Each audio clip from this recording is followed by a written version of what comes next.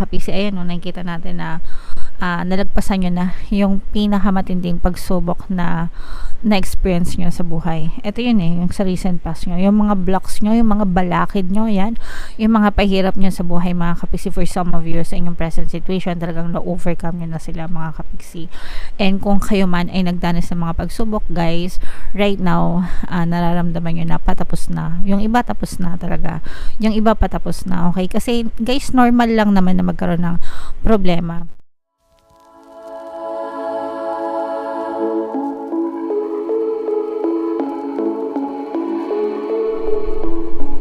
Hello guys, hello Pisces, welcome back to Pinay Pixie Tarot.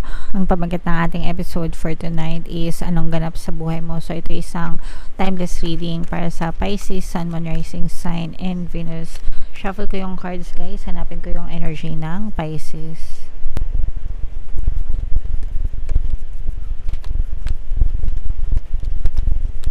Alright, so Pisces, kayo ay na-represent ng King of Roses sa ating spread, mga kapiksi.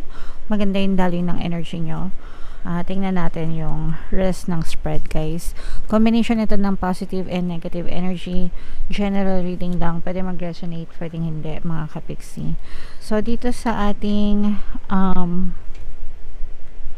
wow, sa ating recent past, mga kapiksi. And etong babang spread na to, guys, ito yung recent past nyo, okay? Tapos, ito naman yung sa present. And then, ito naman yung inyong possible future, guys, yung nasa taas. So, yung, ano nyo, guys, yung recent past nyo, sobrang ganda ng energy, mga kapiksi. Kasi, yung iba sa nyo, parang, parang na-remove nyo yung mga blocks nyo, na-overcome nyo yung mga blocks nyo, mga kapiksi, no? And kayo ay ginagabayan ni Archangel Gabriel, mga kapiksi, especially if nagkaroon kayo ng mga miscommunication or meron kayong mga meeting, mga pakikipag-usap, ganyan, communication. Parang yung communication department yung mga kapiksi. Naging maayos siya sa recent past. Communication sa ibang tao, whether sa trabaho yan, or sa negosyo, or sa pag-ibig man, or sa relationship, mga kapiksi. Pero yung iba sa inyo, guys, parang feeling ko, kasi ano to parang namulaklak kayo, umusbong kayo ng bonggang-bongga, no?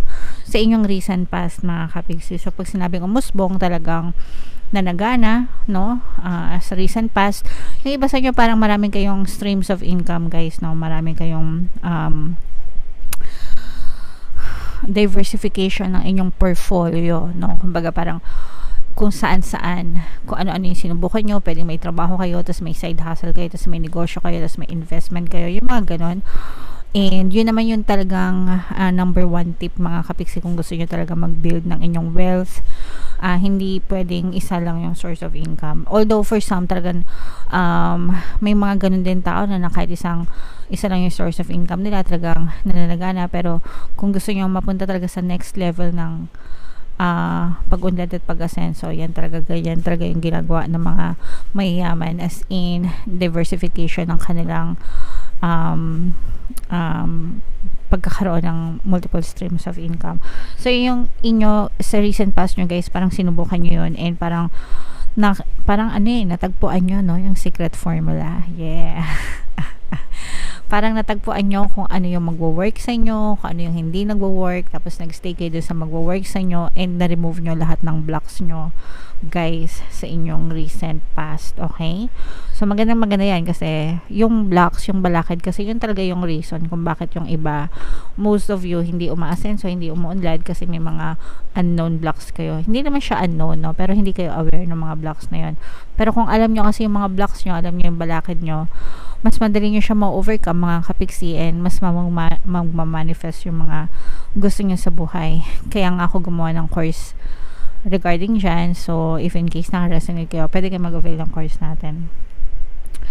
Sa inyong present situation, mga kapiksi, ayan, no, nakikita natin na nalagpasan nyo na yung pinakamatinding pagsubok na na-experience nyo sa buhay. Ito yun yung sa recent past nyo. Yung mga blocks nyo, yung mga balakid nyo, yan.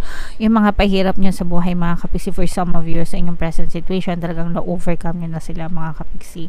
And kung kayo man ay nagdanas ng mga pagsubok, guys, right now, nararamdaman nyo na patapos na. Yung iba tapos na talaga.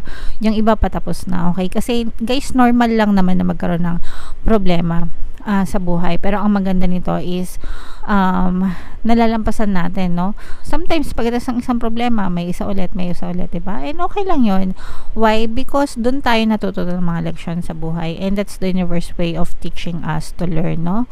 Sa eskwela, mga kapiksi, ito ilang beses ko na ito in-explain, diba? No, mga elementary, high school, college tayo, nag-aaral pa tayo, magbibigay muna si teacher ng lesson, tapos tsaka tayo magte-test para malaman kung natuto tayo dun sa mga lessons, diba? Sa buhay, baliktad, tuturuan ka muna ng ite-test ka muna, diba? Pagsubok, test, pagsubok, no?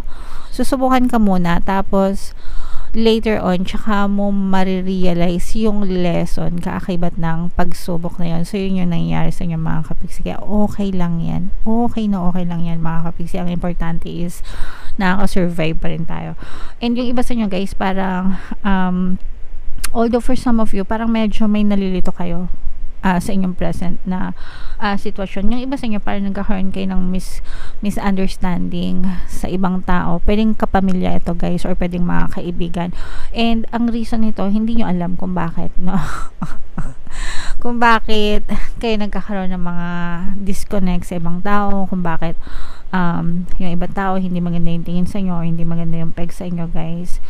And okay lang naman yun. I mean, okay lang na we cannot please everybody, diba? Yun nga, kaya nga may kasabihan na gano'n, we cannot please for everybody. Pero ang importante is ikaw, yung sarili mo, as long as wala kang inaapakan na ibang tao, hindi ka nakakagawa ng masama, diba? Yung perception nila sa'yo, ganun lang. Pero ang importante is ano ba yung tingin mo at ano ba yung pakiramdam mo sa sarili mo, diba? Hindi ka ba guilty? Diba? Kung hindi ka guilty, edi okay yan. Wala ka namang kailangan patunayan sa kanila. Ang importante is yung nararamdaman mo and yung iniisip mo tungkol sa sarili mo. Okay? Alright. So, hayaan nyo lang sila, guys. Hindi talaga natin mapiplease yung mga bawat isa. Okay? And parang dito lang sa channel natin, di ba? Although mas marami naman talaga tayong mga lovers and supporters sa ating channel, pero paminsan-minsan may mga sumusulpot-sulpot mga nagrereklamo, mga bashers. Ganun din naman sa ibang mga channel. And hindi na namin yung problema. Di ba? Kumbaga parang ginawa na namin lahat, binigay namin sa inyo lahat, tapos libre naman lahat ng videos, di ba? So, kayo na yung bahala doon.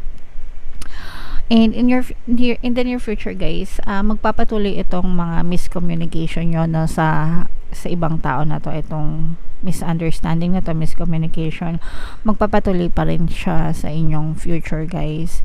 So, very important na kung okay naman kayo ng ganyan, edi okay lang. Pero, if there is a chance, guys, na makapag-reconcile kayo, makapag-usap kayo, di ba?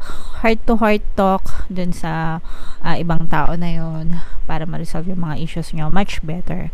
Para everybody happy, mga kapiksi. Okay? And if meron kayong mga old beliefs, kasi yung iba sa inyo parang natotrauma dito sa sitwasyon na to, no, na nakaka-apekto din sa inyo, maaaring magbigay ng mga negative beliefs sa inyo, mga kapiksi. So don't take it personally. Don't attach negative meaning to things, no? Wag niyong bibigyan ng negative na kahulugan yung mga bagay, kasi kayo yung mag-suffer kapag tinanggap yan ng inyong subconscious mind, mga kapiksi. Okay? Alright. So, comment down below, Pisces, if naka-resonate kayo dyan, and ang kagandahan ng inyong reading, mga kapiksi, is malalampasan nyo yung mga pagsubok sa inyo. So, email nyo na to, guys. Mind recovery, mind paglampas sa mga pagsubok, mind ending ng mga pagsubok, yan. So, yan yung mga email nyo sa comment section, kasi ito, yung mga positive, guys, pinapamind ko, no? Para talagang matandaan nyo and maalay nyo yung sarili nyo dun sa energy ng positive energy. Okay? Alright, so comment down below, Pisces, if naka-resonate kayo dyan. Tingnan natin to additional na mensahe sa inyo, guys. Habang sinashuffle ko to, panoorin nyo muna tong video natin regarding sa ating paano mag-manifest ng abundance video course. Kapiksi, sawa ka na ba sa mga struggles at hirap sa buhay mo? Masipag ka ba at masikap sa buhay ngunit hindi ka pa rin umaasenso? Ilang beses ka na bang nag-attempt magnegosyo at mag-invest pero palagi ka pa rin nalulugi? Sa pagkakataon na ito ay maaaring may subconscious beliefs ka na nagiging balakid sa iyong pag-unlad at pagyaman. Introducing, paano mag-manifest ng abundance video course. Dito ay matututunan mong ma-overcome ang mga balakid mo para tuluyan ka ng umunlad, umasenso, sumagana, maging matagumpay, successful at maswerte sa iyong kabuhayan, pera, trabaho, negosyo, salapi at kaperahan ng bonggang-bongga. Dali, mag-send na ng email sa pinoypixitaro@gmail.com at simulan na ang iyong pagyaman ngayon. Alright. So, gusto mo bang yumaman, Kapiksi? Kung gusto mong yumaman, umunlad at umasenso ng bonggang-bongga, guys, mag-avail na kayo ng course kasi sobrang ganda talaga niyan. And good news mga Kapiksi, no? Dahil Christmas season ngayon, meron tayong Christmas promo. Magbibigay ako ng 10% discount plus 1 free pampaswerte subliminal, guys, sa lahat na mag-avail ng course. Kaya mag-avail na kayo. Meron din tayo, guys, email coaching, manifest your desires using the law of attraction. If meron kayo mga specific na gusto nyong i-manifest, pwedeng love and relationship, mga Kapiksi, pwedeng money or career, pwede kayo magpabook ng email coaching session with me. Mag-send lang kayo, guys, ng email sa pinoypixitaro@gmail.com. So, eto, guys, no? Ibig sabihin nito, guys, mag-cleanse kayo and patuloy kayo maging mapagkumbaba, mga Kapiksi. Etong pagpapakumbaba, guys, especially dito sa mga miscommunication, ito yung nararapat na gawin, no? Be the bigger person, okay? Become the bigger person, kahit wala kayong kasalanan. If feeling nyo, ini-insist na may kasalanan kayo, edi mag-sorry tayo, di ba? Wala mawawala.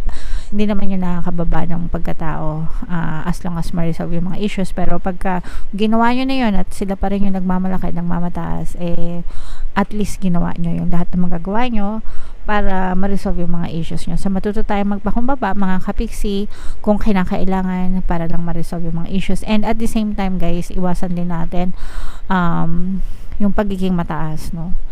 Mag-cleanse din kayo, may mga pagkakataon kayo, mga Kapiksi, para mataboy yung mga negative energies nyo. Maraming pamamaraan ng pag-cleanse, mga Kapiksi. I-search nyo na lang kung ano yung mga pamamaraan and gawin nyo kung ano yung feeling nyo pwede nyo gawin. And eto, guys, ito yung mensahe na hindi lahat ng kumikinang ay ginto, no? Ibig sabihin, hindi lahat ng tao sa paligid mo ay totoo, may mga fake dyan. Hindi lahat ng nababasa mo sa social media ay totoo, may mga fake dyan, okay? And hindi rin naman lahat ng kumbaga parang yun nga, hindi lahat ng ginto kumikinang. Ibig sabihin, parang hindi mo masasabi talaga kung totoo or hindi yung tao unless may experience mo, mga Kapiksi, at saka wag tayo masyadong judgmental, di ba? So matuto tayong mag-filter, guys, no? And yung mga for keeps, i-keep talaga natin siya for life, di ba? Tapos kailangan matutunan din kayong mag-let go ng mga tao na wala naman talaga parang wala naman talaga siyang maidudulot na mabuti sa inyo, mga Kapiksi. Nagets nyo ba? Sana naintindihan nyo, guys. Alright? Okay, so yeah. Comment down below, Pisces, if feeling nyo nakaresonate kayo dito sa mga messages na to, guys. Ito yung ating 2024 kapalaran. Kung hindi nyo pa napapanood, panoorin nyo na. Super nice, super ganda. And ito naman yung ating success stories ng paano mag-manifest ng abundance video course. Click here to subscribe, mga Kapiksi. Thank you for liking, sharing, and subscribing. See you again next time. I love you all, guys. Have a nice day. Bye-bye.